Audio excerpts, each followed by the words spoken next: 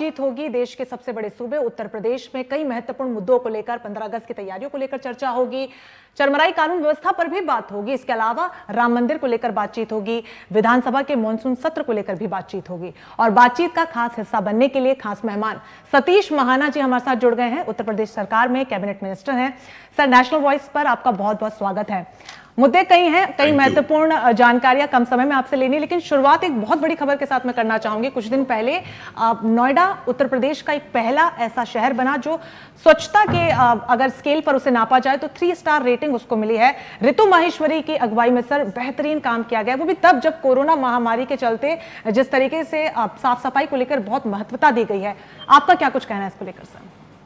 देखिए, ये सबसे महत्वपूर्ण बात है, विशेष रूप से जब से हम सौभाग्यशाली इस देश के प्रधानमंत्री हैं। 2014 में पहली बार प्रधानमंत्री बनने के बाद जो स्वच्छ भारत का अभियान जो शुरुआत करी थी, और तब से ये एक भाव इस देश में रहने वाले हर व्यक्ति के अंतर्गत आ रहा है कि हमारे को स्वच्छता का पालन करना चाहिए। स्वच्छ भारत स्वस्थ भारत, स्वच्छ होगा तो हम स्वस्थ भी होंगे। तो इस ओर आगे बढ़ाना, हर एक कदम आगे जब बढ़ता हुआ चला गया तो उस समय अब कंपटीशंस हैं पूरे देश के स्टेट्स में डिस्ट्रिक्ट्स के अंतर्गत कि कौन ज़्यादा सफाई कर सकता है। और सौभाग्य से इंडस्ट्री डेवलपमेंट मिनिस्टर होने के नाते से नोएडा मेरा जुरिस्डिक्शन क्षेत्र के अंतर्गत आता है, जहां पर मेरी जिम्मेवारी है उस बात को देखने के लिए। तो हम उसके उसका मुख्य स्टार रेटिंग में आए हैं। ये सौभाग्य की बात है। इसमें जनता का भी सहयोग जिस प्रकार से अपेक्षित है वो भी मिल रहा है। आम नागरिक में जागरूकता बढ़ रही है और प्रशासन अपने स्तर के ऊपर जिस भी प्रकार की उसकी आवश्यकता है, संसाधन जुटाने की, जागरूकता चलाने की, अपने विभाग को पूरी तरीके से दक्ष करने की, ये सारे के सारे काम किए जा रहे हैं, जिसके कारण नोएडा ने ये रेटिंग पाई है। बिल्कुल सतीश जी, ऐसे में हर वर्ग का योगदान जरूर होता है, लेकिन वो कहते हैं ना कि किसी टीम का लीडर अगर बहुत अच्छा होता है, नेतृत्व तो बहुत ज्यादा सॉलिड होता है, तो टीम बेहतरीन काम करती है। तो ऋतु माहेश्वरी ने जिस तरीके से काम किया है, क्या लगता है कि एक नज़ीर के तौर पर यहाँ पर लेना चाहिए नोएडा को? देखिए, ऑफिसर्स हमेशा अच्छा काम करना चाहते हैं। टीम जो होती है वो मुख्यमंत्री के नेतृत्व में उत्तर प्रदेश में काम करती है, और मुख्यमंत्री जैसे देश के प्रधानमंत्री ने जिस समय ये विचार दिया स्वच्छ भारत का, तो उसके बाद डिस्ट्रिक्ट लेवल के ऊपर भी हमारे जो ऑफिसर्स काम करते हैं उनकी भी हम तारीफ करते हैं, क्योंकि ये अच्छी बात है कि हमारी सीईओ नोएडा एक अच्छा नोएडा को सुंदर बनाने में अपना पूरा प्रयास कर रही हैं। नोएडा सुंदर बना है, चाहे वो साफ सफाई के माध्यम से हो, चाहे रख रखाव के माध्यम से हो, चाहे सड़कों के माध्यम से हो, चाहे स्ट्रीट लाइट के माध्यम से हो, चाहे हर स्थान के ऊपर कम्युनिटी टॉयलेट्स बनाने के माध्यम से हो। हमारी सीईओ अच्छा वहाँ पर काम कर रही है, इसमें कोई शक नहीं है। लेकिन पूरी टीम के नाते से जिस समय हम देखते हैं तो उस समय उसमें एक अच्छा भाव भी रहता है और एक अच्छे परिणाम भी निकल कर उसके सामने। बिल्कुल, और ऐसे अच्छे परिणामों के लिए इसी तरीके के अच्छे अधिकारियों की ज्यादा से ज्यादा आवश्यकता है हमारे देश में। सर, आगे बढ़ते हुए 15 अगस्त की तैयारियों को लेकर भी आपसे बातचीत करना चाहूंगी, क्योंकि स्वतंत्रता दिवस बेहद ही खास मौका हम देशवासियों के लिए। ऐसे में पिछले कई सालों से जो प्रथा चलती आई है स्वतंत्रता दिवस को मनाने की, इस बार तस्वीरें देश के अलग अलग हिस्सों से बिल्कुल अलग आने वाली है, क्योंकि कोरोना संक्रमण ने जिस तरीके से कहीं ना कहीं रफ्तार को पकड़ा है, तो तस्वीरें बदलेंगी। उत्तर प्रदेश में किस तरीके की तस्वीरें देखने को मिल सकती है? तैयारियों को लेकर क्या कुछ खास होने वाला है? देखिए, पूरी तैयारियां हैं। स्टेट गवर्नमेंट के द्वारा एक गाइडलाइन भी जारी की गई है, जिसमें हर स्कूल्स के लिए भी, जैसे स्कूल में बच्चों का भी नहीं आ रहे तो ऑनलाइन के अंतर्गत बच्चों को अपना स्वतंत्रता दिवस के बारे में बताया जाए, उसके इतिहास के बारे में बताया जाए। प्रायः जिस समय झंडारोहण का कार्यक्रम होता है उस समय एक नेशनल फीलिंग जो हर व्यक्ति के मन के अंतर्गत होती है वो उसको रोमांचित करती है देश प्रेम के लिए। उस देश का वो इतिहास जिसमें इस देश के आज़ादी के दीवानों ने, कितने ऐसे लाखों लोग होंगे जिन्होंने अपना बलिदान दे दिया और देश के लिए निस्वार्थ भाव से सेवा करते हुए चले गए। इस देश के लिए सौभाग्य की बात है कि 15 अगस्त 1947 को हमारा देश आज़ाद हुआ था, और देश की असली आज़ादी, जो आर्थिक आज़ादी है, जो सामाजिक आज़ादी है, जो एक व्यक्ति के लोकतंत्र की, मैं अगर इस बात को कहूँ कि लोकतंत्र को अगर डिफाइन किया जाए तो 3 लाइन के उनके अंतर्गत कहते हैं कि government by the people, of the people and for the people. लोकतंत्र जनता के द्वारा, जनता का और जनता के लिए। दुर्भाग्य से कालांतर में आज़ादी के बाद से लेकर बीच में कई ऐसे वर्ष रहे, लोकतंत्र जनता के द्वारा तो होता था लेकिन जनता का और जनता के लिए हुआ होता दिखाई नहीं देता था। 2014 के बाद इस देश के लिए सौभाग्य की बात है कि आज लोकतंत्र जनता के द्वारा है, जनता का है और जनता के लिए है। और जिस समय ये सारी की सारी बातों का एक संदेश हमारे नौजवानों में, बच्चों में ये जाएगा कि लोकतंत्र की असली परिभाषा पब्लिक के लिए है, जनता के हित के लिए, जनता जन कल्याण के लिए है, और हम उस उत्साह के साथ उसको मनाते हैं।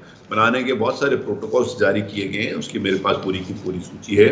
उस जी। प्रोटोकॉल के अंतर्गत सोशल डिस्टेंसिंग बनाकर, जैसे कि अब कल हम सब देख रहे थे, आपके चैनल पे मैं देख रहा था नेशनल वॉइस के ऊपर ही कि लाल किले के ऊपर किस प्रकार से वहाँ पर आयोजन करने की निर्णय किया गया है, कितने कम वहाँ पर गेस्ट बुलाए गए हैं, वीआईपी गेस्ट की संख्या भी बहुत कम है। सारी की सारी बातें, हमारे देश प्रेम का उत्साह हमारे मन के अंतर्गत जज्बातों के माध्यम से उसको रोकना मुश्किल होता है। इस समय देश प्रेम की बात होती है, राष्ट्रीयता की बात होती है, राष्ट्रीय भावना की बात होती है, लेकिन इस कोरोना काल में हमारे को उस भाव को एक अनुशासन में, एक संयमित भाव से कोरोना के प्रोटोकॉल को निभाते हुए उसको मनाना है, और उसके लिए प्रोटोकॉल के लिए सारी गाइडलाइंस जारी हो चुकी हैं, जिसको हम पालन करेंगे। जी बिल्कुल, उत्साह बहुत ज़्यादा है, लोगों के मन में भावनाएं भी बहुत ज़्यादा हैं, लेकिन उतनी ही ज़्यादा चुनौतियां भी हैं, क्योंकि लॉकडाउन के दौरान भी हमने लोगों को देखा, लोग मास्क पहनने से परहेज करते हैं, सोशल डिस्टेंसिंग का पालन इतना अच्छे से नहीं हो पा रहा, और यही वजह है कि कोरोना की रफ्तार देश में लगातार बढ़ती जा रही है। प्रशासन के सामने, सरकार के सामने, पुलिस के सामने कितनी बड़ी चुनौती हो सकता है सर?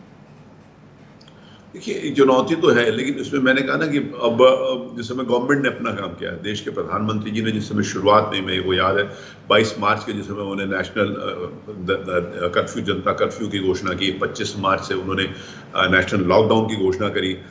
समाज ने काम किया, लोगों को जो घर आ रहे थे उनके लिए भोजन की व्यवस्था, पैकेट की व्यवस्था कराई, उनको सहयोग किया। समाज ने अपना काम किया, एनजीओ ने अपना काम किया, मीडिया ने भी बहुत बढ़ चढ़ कर उसमें रोल लिया, और इसमें जागरूकता अभियान के नाते से भी लगातार सारा दिन बहुत सारी ऐसी बातें जो जनता के हित की हो सकती हैं, क्या करना चाहिए, डूज एंड डोंट्स के बारे में भी विस्तार से कई बार बताते रहे।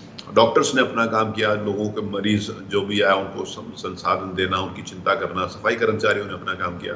कोरोना वॉरियर्स के माध्यम से, जैसे प्रधानमंत्री जी ने कहा, हर आदमी ने अपनी अपनी जिम्मेवारी का निर्वाह किया, जिसमें समाज का भी बहुत बड़ा योगदान है, मीडिया का बहुत बड़ा योगदान है, डॉक्टर्स का बहुत बड़ा योगदान है, सफाई कर्मचारियों का बहुत बड़ा योगदान है। इन सबके योगदान के बाद अब व्यक्ति को भी खुद समझना पड़ेगा कि हमारी भी जिम्मेवारी अपने आप को बचाने की।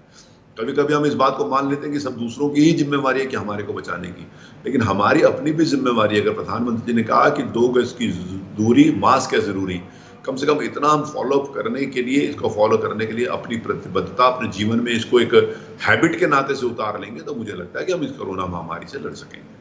बिल्कुल सर, जिस तरीके से कोरोना वॉरियर्स अगर नहीं होते तो ये जंग कहीं ना कहीं अधूरी रह जाती है और बहुत मुश्किल भी हो जाती है, लेकिन एक इकाई के रूप में, एक नागरिक की तरह सहयोग करना बेहद महत्वपूर्ण है। लेकिन खास बात ये भी है कि जैसे हम भी बच्चे रहे हैं, हम भी स्वतंत्रता दिवस को बड़े ही उत्साह के साथ स्कूलों में हमने मनाया, लेकिन इस बार स्कूलों में कहीं ना कहीं सन्नाटा पसरा रहेगा। सरकार की तरफ से क्या कोई खास तैयारियां की गई हैं कि बच्चे कम से कम अपने इंडिपेंडेंस डे के सेलिब्रेशन को मिस ना करें?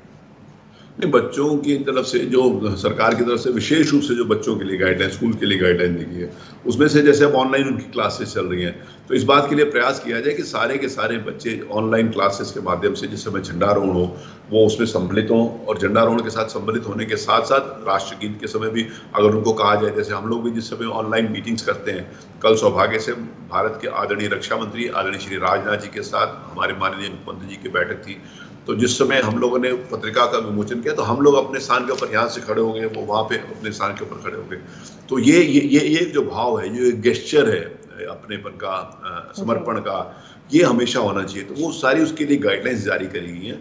तो उसमें ऑनलाइन बच्चों को उसके साथ साथ फिर उनको देश की स्वतंत्रता के, आज़ादी के कुछ इतिहास के बारे में बताना, कुछ गीत के बारे में बताना। तो ये हर स्कूलों के माध्यम से जो ऑनलाइन क्लासेस ले रहे हैं, उन लोगों को इस प्रकार की गाइडलाइंस जारी की गई है, जिसको स्वतंत्रता दिवस को वो पालन करेंगे। बिल्कुल सतीश जी, अपने आप में बेहद खूबसूरत पहल ये होगी कि जिस तरीके से ऑनलाइन क्लासेस के जरिए उनको पढ़ाई लिखाई भी उनकी कंटिन्यू हो रही थी, तो सेलिब्रेशंस भी कहीं ना कहीं मिस नहीं होने चाहिए। अब आगे बढ़ते हुए विधानसभा सत्र के, मॉनसून सत्र के बारे में आपसे जानना चाहूंगी, क्योंकि हर जगह कोरोना महामारी के चलते बहुत सी गाइडलाइंस जारी की जा रही हैं, एहतियातन कदम उठाए जा रहे हैं। अब जब सत्र शुरू होगा, क्या कुछ खास रहेगा? खबर सामने आ रही है कि विधायकों की थर्मल स्क्रीनिंग होगी, मास्क भी बांटे जाएंगे, इसके अलावा और क्या कुछ खास रहने वाला है? देखिए, ये वो जो मैंने मिनिस्ट्री ऑफ हेल्थ की गाइडलाइंस हैं, उसको पालन करेंगे हम, और उसको पालन करने के लिए विधायकों को भी पूरी की पूरी उसके लिए एक सूचना भेज दी गई है। पूरी विधानसभा में सोशल डिस्टेंसिंग के साथ ही लोगों को बिठाने की व्यवस्था है। जो हमारी वीआईपी गैलरीज थी, जो दर्शक दीर्घा थी, जो विजिटर्स गैलरीज थी, सारी की सारी हर स्थान के ऊपर सोशल डिस्टेंसिंग के नाते से सारे के जितने भी माननीय सदस्य हैं, उनकी सबकी बैठने की व्यवस्था की गई है। उसकी सैनिटाइजर की वहाँ पर गेट के ऊपर व्यवस्था रहेगी, मास्क लगाकर आने के लिए सब लोगों से आग्रह किया गया है, और वो भी थर्मल स्कैनिंग की भी व्यवस्था है। तो ये सारी जो भी प्रोटोकॉल MHA के द्वारा जारी किया गया है कोविड को लेकर, उसको पूरा फॉलो किया जाए। बिल्कुल सर, साथ ही ये भी जानना चाहेंगे कितना लंबा ये सत्र होने वाला है, क्योंकि खबर ये है कि इसे शॉर्ट किया जा रहा है जिससे कि कम से कम समय में महत्वपूर्ण जो मुद्दे हैं उन पर बातचीत हो सके। यही बात है, शॉर्ट किया जा रहा है, इसीलिए कोरोना के कारण भी शॉर्ट किया जा रहा है। और उसमें जो विशेष रूप से अभी तो 3 दिन का कार्य मंत्रणा समिति ने इसको तय किया है। आगे बिजनेस एडवाइजरी कमेटी जो होती है, उस बात के लिए अधिकार होता है उसको तय करने का। तो आगे जब विधानसभा का सत्र 20 तारीख से शुरू होगा, उसके बाद बिजनेस एडवाइजरी कमेटी उसके ऊपर जिस भी प्रकार का निर्णय लेती है, और माननीय विधानसभा अध्यक्ष के निर्देशानुसार उसके निर्णय लिया जाएगा। लेकिन अभी जो आहूत किया गया है वो 20 तारीख से लेकर 24 तारीख तक है। जी बिल्कुल, और कई महत्वपूर्ण मुद्दों का इसमें जिक्र हो सकता है, क्या कुछ खास रह सकता है? बहुत सारे ऐसे कुछ बिल्स हैं जो आने हैं, बहुत सारे ऐसे कुछ ऑर्डिनेंसेस जो पहले जारी किए थे सरकार के द्वारा, कैबिनेट के द्वारा, तो वो भी आने हैं। कुछ विधायी कार्य भी होते हैं, और जनरल एक चर्चा भी सरकार के द्वारा जो की जाती है। विपक्ष अपनी बात कहता है, विपक्ष को अपनी बात कहने का अधिकार है, और उसके ऊपर भी विस्तार रूप से चर्चा होने का प्रयास होगा।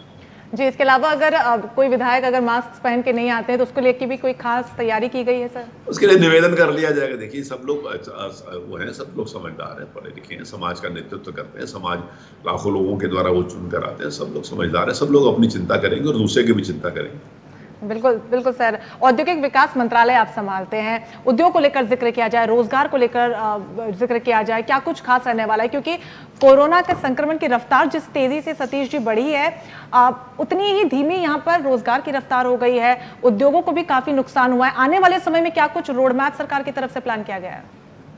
देखिए, सबसे पहले जब ये लॉकडाउन हुआ और पूरे का पूरा सिस्टम एक स्टैंड स्टिल के ऊपर आ गया, मार्केट्स बंद हो गई, इंडस्ट्रीज बंद हो गई, मजदूर पलायन करने लगा अपने घरों की, एक सुरक्षा का भाव था और एक अपने घर अपने लोगों के बीच में पहुंचने का भी भाव था। वो उस समय कठिन परिस्थितियां थी जहां से शुरुआत हुई थी। आपको याद होगा कि लाखों की संख्या में दिल्ली, गाजियाबाद, दिल्ली नोएडा बॉर्डर के ऊपर लोग मजदूर थे, जिनको हमारे मुख्यमंत्री जी ने बड़ी तत्परता के साथ हजारों बसें लगा के उनको सुरक्षित अपने घर पर पहुंचाने का काम किया। और आज हम इस बात को बड़े गर्व के साथ कह सकते हैं कि जो लोग सुरक्षित पहुंचे थे अपने घरों में, उस समय जो शुरुआत हुई थी, किसी भी प्रकार की कोई डिजीज उन्होंने ना फैलाई, ना उनको कोई डिजीज थी।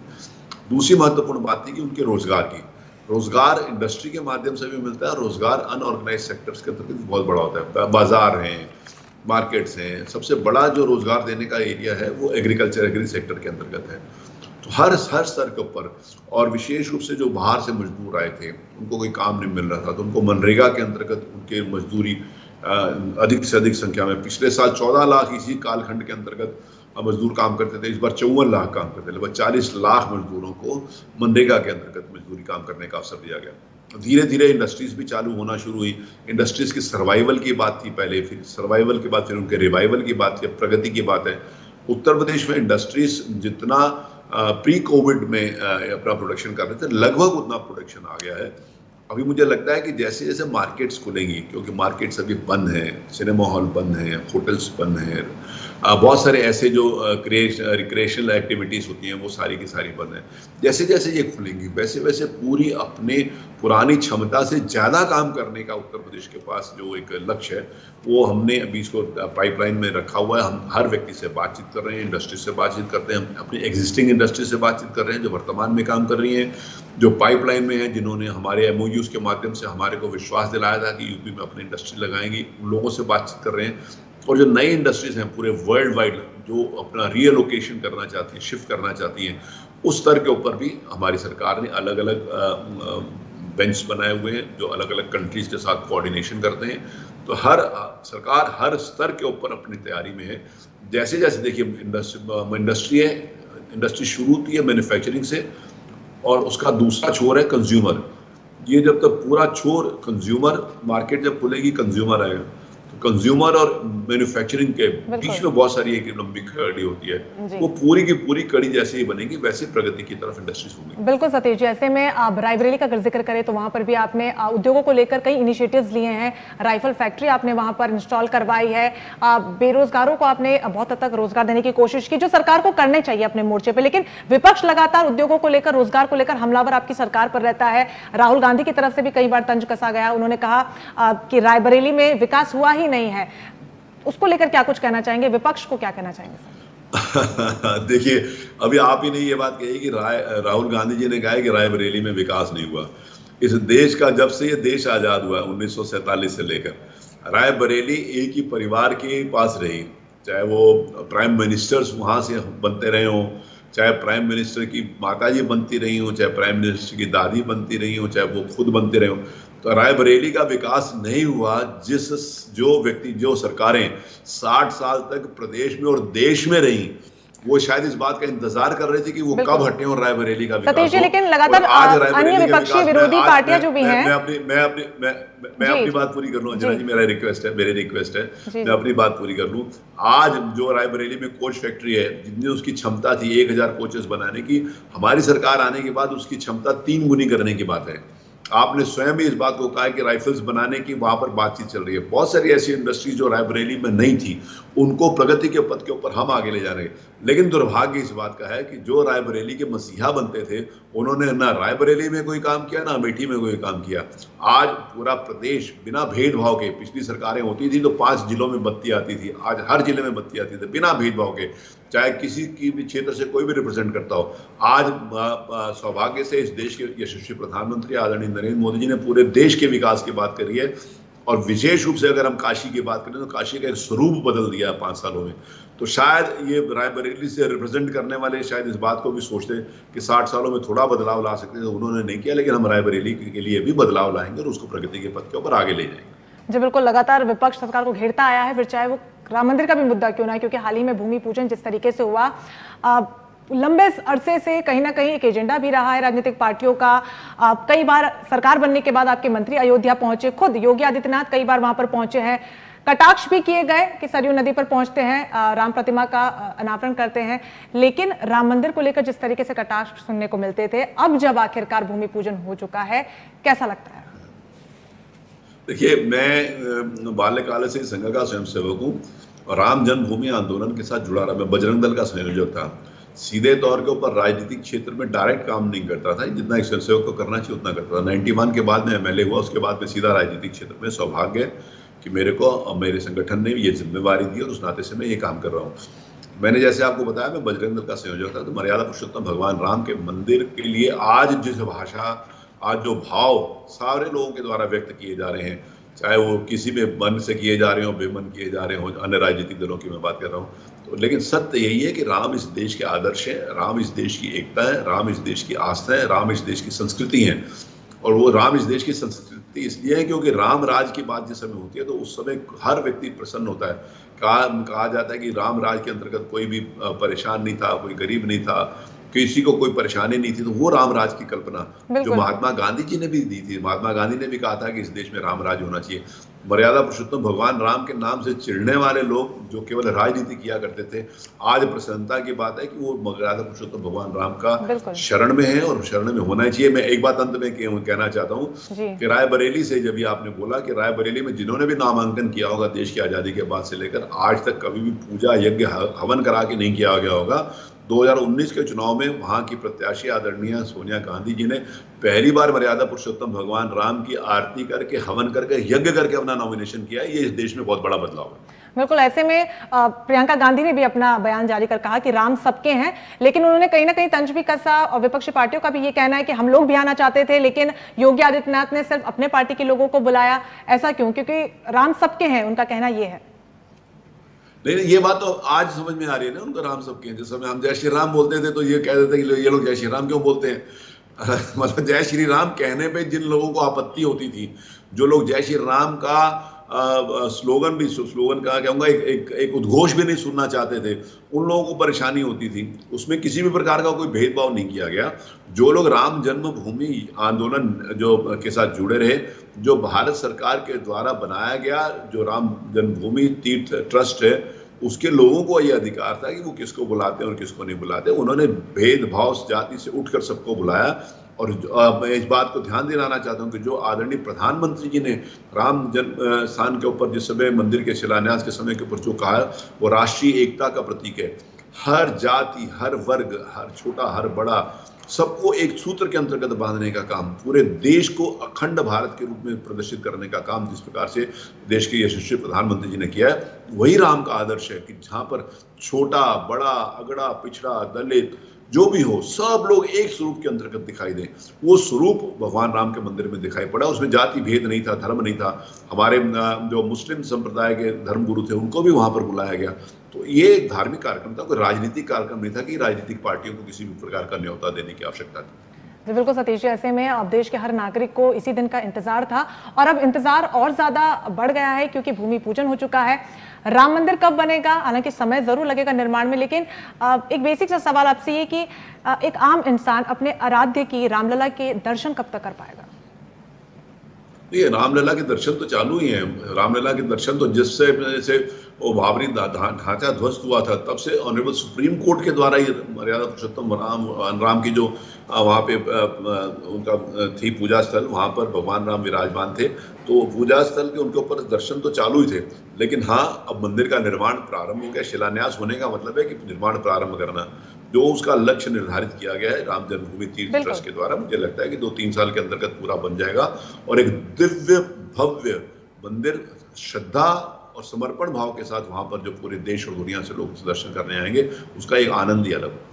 बिल्कुल, जिस तरीके से राम मंदिर और खास तौर पर भगवान जो हैं वो हमारे देश की राजनीति के केंद्र बिंदु से सर बन गए हैं। पहले राम जो थे वो राजनीति के इर्द गिर्द उनको घुमाया जाता था, अब भगवान परशुराम को भी जोड़ दिया गया है। अब विपक्षी पार्टी भगवान परशुराम की मूर्तियों को लेकर तमाम बयान दे रही हैं, उसको लेकर क्या कुछ कहेंगे? देखिए, भगवान विष्णु के अगर हम अवतारों की बात करते हैं तो चाहे वो शुक अवतार हो, चाहे वामन अवतार हो, चाहे भगवान परशुराम अवतार हो, चाहे नरसिंह अवतार हो, चाहे भगवान राम अवतार हो, चाहे भगवान कृष्ण अवतार हो, ये भगवान विष्णु के सारे अवतारों के रूप में हैं। और भगवान परशुराम जी भी उसी भाव के अंतर्गत पूज्य हैं। और भगवान परशुराम के ही सब लोग, हम सब लोग, मैंने कहा भगवान विष्णु के अवतार के रूप में भगवान परशुराम के भी, भगवान परशुराम जी किसी व्यक्ति, किसी जाति, किसी धर्म, किसी राजनीतिक दल के नहीं हो सकते। भगवान परशुराम जी भी सबके हैं। हम सब लोग भगवानों को विशेष रूप से, ऐसे महापुरुषों को जो जाति धर्म के अंतर्गत बांधते हैं, मुझे उनसे आपत्ति होती है किसी भी प्रकार की।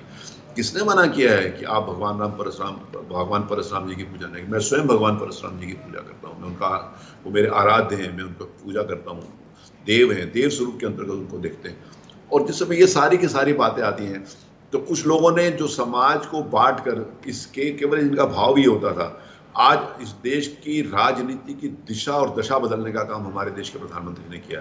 इस देश की राष्ट्रीयता का एक भाव एक हर व्यक्ति के मन के अंतर्गत जागृत होता है। पुनः 21वीं सदी, उन्होंने कहा भारत की सदी होगी। जिस समय भारत की सदी होगी तो हमारे आदर्श कौन है, हमने कहाँ से सीखा है, हमारे देव कौन है, हम उन्हीं देवताओं से सीखते हैं। चाहे भगवान परशुराम हो, चाहे भगवान राम हो, चाहे भगवान कृष्ण हो, ये सारे के सारे हमारे लिए देव स्वरूप परमात्मा परमेश्वर हैं और हम उनकी पूजा करते हैं, उनको किसी भी हालत में। बिल्कुल, और यही बात विपक्ष को भी समझने की जरूरत है कि भगवान एक ही है, फिर चाहे हिंदू हो, मुस्लिम हो, सिख हो और ईसाई, और देश के नागरिक को भी सर ये समझने की जरूरत है कि कम से कम भगवान के नाम पर तो हमें बांटा नहीं जा सकता है।